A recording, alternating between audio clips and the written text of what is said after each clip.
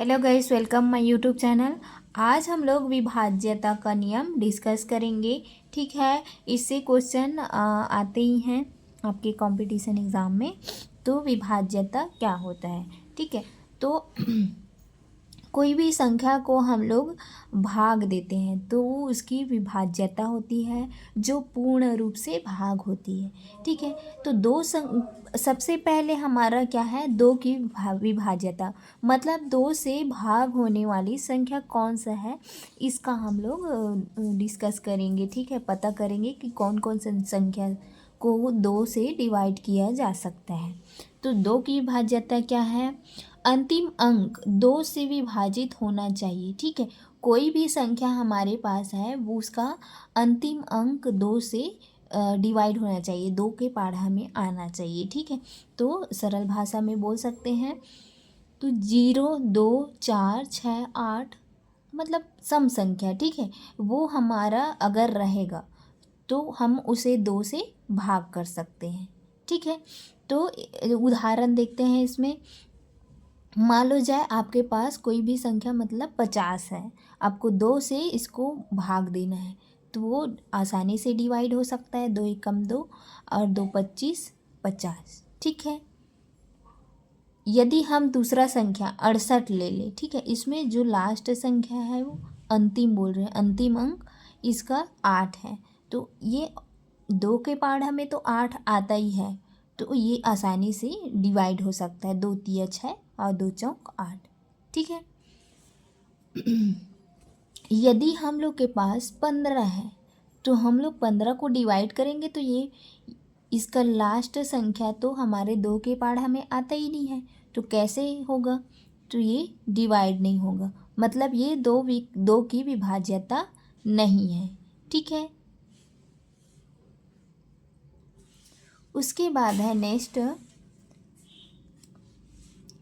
4 की विभाज्यता। ठीक है, 4 की विभाज्यता क्या है?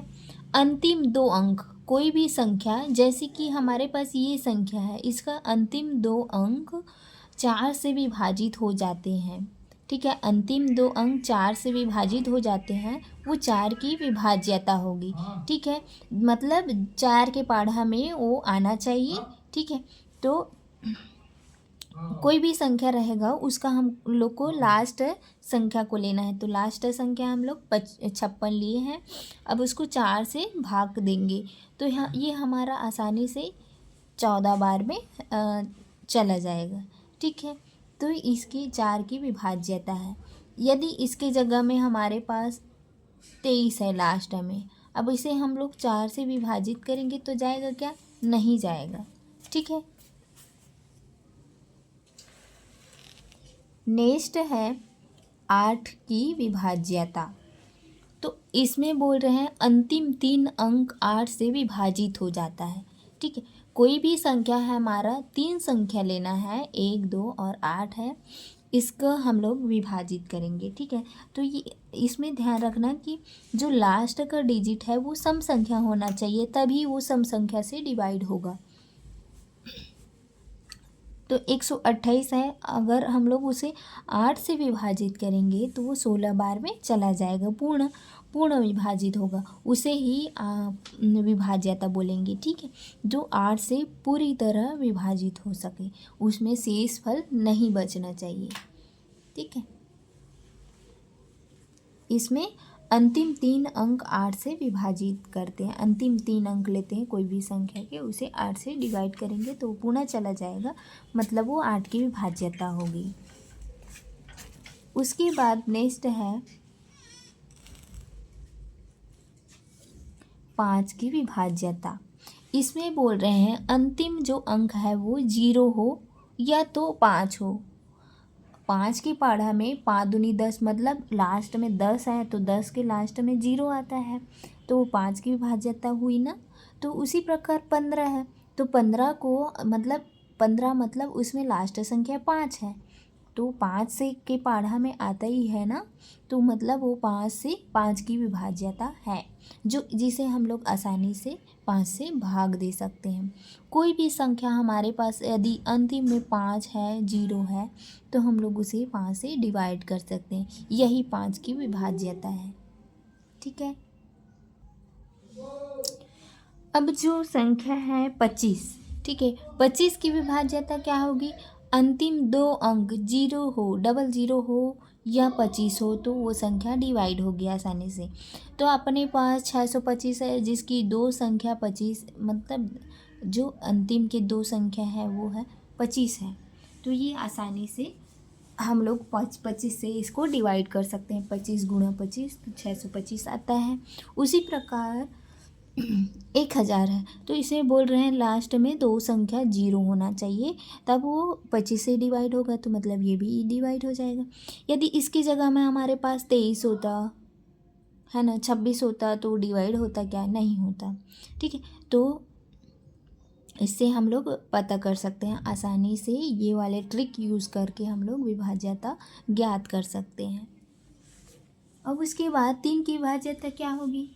अंकों का योग। सबसे पहले हम लोग जितने भी संख्या देंगे उसका योग करेंगे।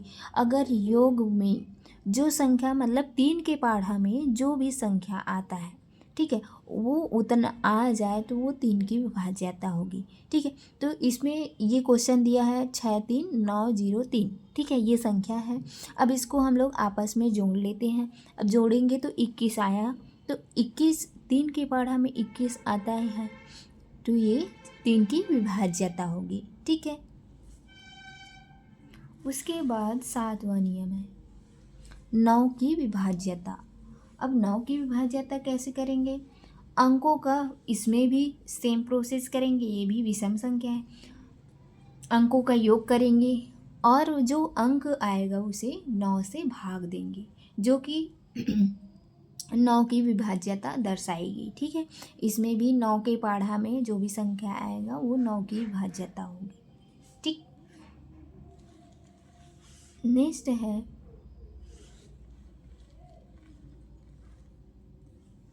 11 की विभाज्यता। अब 11 की विभाज्यता में क्या बोल रहे हैं? अंकों के विषम स्थान की संख्या तथा सम स्थान की संख्या को बराबर करने पर, कोई भी संख्या हम लोग को, जैसे 13 31 दिया है। अब इसमें सम संख्या क्या है? 3 और 1 है, जो 2 और 4 के जगह में है। ठीक है, और 1 और 3 है जो कि विषम संख्या है। तो 1 और 3 विषम संख्या है, तो उसको जोड़ लेंगे, और जो सम संख्या है उसको जोड़ लेंगे। तो मतलब ये 4 दोनों बराबर हो रहे हैं, मतलब ये 4 से विभाजित होगा। यदि इसका और नियम है, यदि विषम संख्या और सम संख्या को जोड़ने पर जो घटाते हैं, ठीक है, तो उससे हम लोग 11 से डिवाइड कर देना है, तो डिवाइड हो जाएगा, तो 11 की विभाज्यता होगी। ठीक है, तो दूसरा जो क्वेश्चन है 61 0 10 51 है। इसमें भी सम संख्या और विषम संख्या को जोड़ेंगे, जो कि आपस में बराबर होना चाहिए। दोनों अगर बराबर हैं तो वो 11 से विभाजित होगी। ठीक है,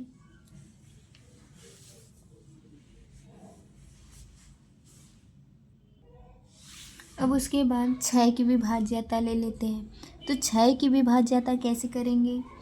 ये 6 कैसे आता है? 2 और 3 को गुणा करने पर 6 आता है। ठीक है, तो हम लोग को कोई भी क्वेश्चन दिया रहेगा, जैसे अपने पास 6 दिया है, 6 की विभाज्यता ज्ञात करना है, तो सबसे पहले हम लोग सरल संख्या से विभाज्य ज्ञात करेंगे। तो सरल संख्या क्या है? जैसे 2 है, ठीक है, 2 से इसमें बोल रहे हैं अंतिम संख्या सम संख्या होना चाहिए, 0 2 4 8। ठीक है, ये सम संख्या रहना चाहिए, अंतिम के जो संख्या है वो, तो ये 2 से आसानी से डिवाइड हो सकता है।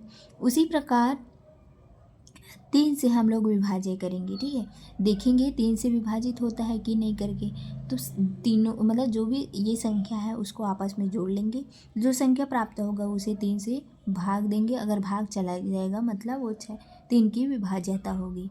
तो 6 को हम लोग विस्तृत करके मतलब 2 गुणा 3 करके हम लोग 6 की विभाज्यता ज्ञात कर सकते हैं। ठीक है, यदि यहाँ पे देखो 9 दिया है, 9 तो 3 से विभाजित हो मतलब इसको जोड़ेंगे तो वो जो संख्या आएगा उसे 3 से विभाजित करेंगे, अगर नहीं होगा तो वो 6 की विभाज्यता नहीं होगी। ठीक है, थैंक यू।